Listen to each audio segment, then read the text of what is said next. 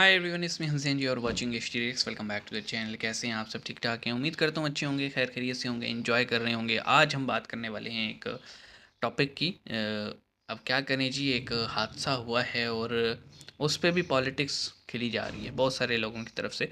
लेकिन वीडियो का टाइटल बता दूं कि भारत की मदद देख सीरिया के एम्बेसडर जो थे वो रो पड़े और उन्होंने कहा कि India stood up for us. मतलब बहुत सारे ऐसे ममालिक हैं, क्योंकि जब ये हुआ अर्थक्वेक आया ना तो सबका फोकस हो गया टर्किया की तरफ। ठीक है, तुर्किया में सीरिया के मुकाबले में कहीं ज़्यादा तबाही हुई है, लेकिन तुर्किया जो है एक काइंड ऑफ डेवलप्ड नेशन है। सीरिया जो है वो तो वैसे ही सिविल वॉर की वजह से तबाह हो चुका है। दाइश ने भी कुछ मंजी ठोकती और फिर सिविल वॉर, तो उनकी तरफ कोई तवज्जो नहीं दे रहा था। लेकिन फिर इंडिया ने तवज्जो दी तो बाकी लोग भी उस तरफ गए। तो देखते हैं जी उनके एम्बेसडर क्या कहते हैं इस बारे में, फिर हम मज़ीद कोई बात करेंगे। आइए शुरू करते हैं। 3 2 1 N. We are very happy to say that India, from the very moment, expressed the wish to be with Syria in this very hard time. When the brothers at the Ministry of External Affairs of India told me that now we have a ready plan to help Syria and to send the possible fast relief equipment. अब Bharat Syria की तरफ भी ध्यान दे रहा है। तो भारत के अंदर दो बातें हैं, एक तो काबिलियत और क्षमता भी है और हमारे पास ये अभी जो नेशनल डिजास्टर रिस्पांस फोर्स की एसओपी बहुत अच्छी है। तुर्की के जो हालात हैं, तुर्की और सीरिया के, इंडिया वहाँ पर मदद पे मदद कर रहा है। एक के बाद एक फ्लाइट इंडिया की वहाँ पर तिब्बी इमदाद लेकर पहुँच रही है। इंडियन आर्मी ने जो है वो जान की बाजी लगा दी है, कोई कसर नहीं छोड़ी उनकी हेल्प करने में। टर्की के साथ साथ सीरिया की तरफ भी हम सबको देखना चाहिए, वो इंडिया हो, पाकिस्तान हो या इस रीजन के सबको अलावा देखना अरब चाहिए। दुनिया हो। दोस्तों, एक पाकिस्तानी आदमी ने मेजर साहब कमाल का काम कर दिया। $30 मिलियन एक पाकिस्तानी गया टर्किश एम्बेसी जो कि अमेरिका में था, उसके अंदर घुसा, चुपचाप $30 मिलियन दिए और वापस आ गया। तालिबान इंडिया सरकार के साथ के हमें डायरेक्ट फ्लाइट चाहिए कंदाहार से, कंदाहार टू दिल्ली। भारतीय फौज का भी जम्मू कश्मीर में जो लिथियम वाइट गोल्ड एक ज़ख़ीरा मिला है 5.9 मिलियन टन के करीब लिथियम। आलमी मार्केट में इसकी बड़ी हाई डिमांड है। स्पेशली मैं तालिबान को बोल रहा हूँ, उनको अपने आप को प्रूव करना होगा। आपने सबसे पहले कश्मीर को एक्सेप्ट करना होगा और ये इंडिया की सरकार को जो है ये पॉइंट सामने रखना चाहिए। इसमें कोई शर्म की बात नहीं है भाई। लेकिन इंडिया ने जब से अनाउंसमेंट करी है तब से दुनिया में थोड़ी सी हलचल हो गई है। लिथियम जो है ना, लिथियम ये इससे बैटरीज बनती हैं। ओके, ये क्लिप छोटा सा था और इसमें बहुत सारी चीज़ें कवर थी।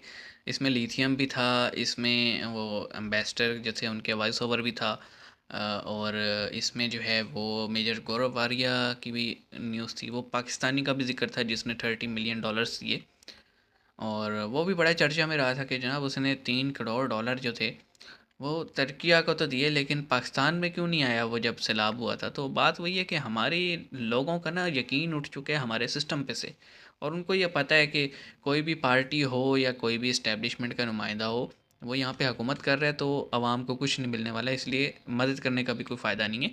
अपने हाथ से अगर कोई मदद हो सकती है करो, अदरवाइज़ ज़रूरत ही नहीं है। और दूसरा ये जो मतलब एम्बेसडर साहब थे, इन्होंने कहा कि मतलब ये चीज़ कही कि बहुत सारे जब ये मामला हुआ तो हमें खुद अप्रोच किया गया कि हमारे पास प्लान भी है और हम एग्जीक्यूट करने वाले हैं और ऐसे ऐसे करेंगे, आप परेशान ना हो। बड़ी अच्छी बात है। और फिर एक एक आर्म फोर्सेस के बंदे थे इंडिया के, वो जो है बात कर रहे थे और उन्होंने कहा कि जनाब ये सब मामला जो हैं वो बढ़ चढ़ के हम कोशिश करेंगे। एनडीआरएफ एक उनको बताया, एक्सप्लेन किया कि सिस्टम बहुत अच्छा है। फिर एक न्यूज़ एंकर थी सना अमजद। न्यूज़ एंकर क्या, एक सोशल मीडिया एंकर हैं, वो इंटरव्यूज़ कर रही थी, उसमें लोगों को अवेयरनेस दे रही थी। और सबसे बड़ी बात तालिबान का भी जिक्र आया और तालिबान जो हैं उन्होंने भी अपने तौर पे जो उनसे मदद हो सकती थी उन्होंने की। आल तो उन पे सैंक्शन लगे हुए हैं, बहुत सारी दुनिया उनकी हुकूमत को एक्सेप्ट नहीं कर रही, लेकिन स्टिल उन्होंने थोड़ा जिगरा दिखाया और मदद की।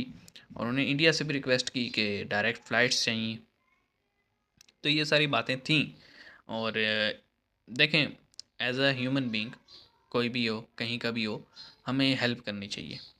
देखिए ह्यूमन बनेंगे तो नेशनैलिटी और ये रिलीजन ये सब बातें बाद में आती हैं, पहले इंसान बनना पड़ेगा। तो हमारे लोग जो है ना पहले किसी और लाइन पे चले जाते हैं, बाद में इंसानियत पे आते हैं। इंसानियत पहले रखो, इंसान की मदद करो, क्योंकि आप पढ़ते होंगे अपनी किताबों में भी कि जो है ना सबसे पहले हिसाब होगा इंसानों का, हकूकुल इबाद, हकूकुल्लाह का हिसाब बाद में होने हैं। हकूकुल्लाह पे तो बचत भी हो जाएगी, वो बड़ा रहीम है वो। अपने मामलात आपके और मेरे दरमियान जो मामलात हैं, अपने अपने और बंदे के दरमियान, वो हकूकुल्लाह जो हैं उसमें तो फिर भी जो है ना छूट मिल जाएगी। हकूकुल इबाद, लोगों के जो हकूक़ और फ़राइज़ हैं ना उस पे पकड़ हो जानी है। तो इर्रिस्पेक्टिव ऑफ रिलीजन हमसाये के बड़े हकूक़ हैं, तो आपको अदा करने चाहिए। लेकिन वही बात है कि हम पॉजिटिविटी की तरफ तो जाते नहीं हैं, हमारा दिमाग ज़्यादा नेगेटिविटी में चलता है, तो सोचना चाहिए। बहरहाल जी ये था आज का वीडियो, और कुछ नया लेकर आएंगे, आप भी सजेस्ट कीजिएगा। मिलेंगे नेक्स्ट वीडियो में, अपने ख्याल रखिएगा। सी यू गाइस।